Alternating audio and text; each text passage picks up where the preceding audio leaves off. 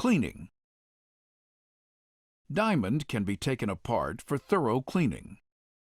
Remove the mouthpiece cap and move it to the side of the chamber.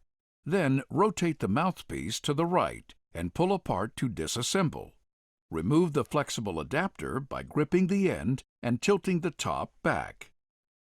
Your diamond should be cleaned once each week.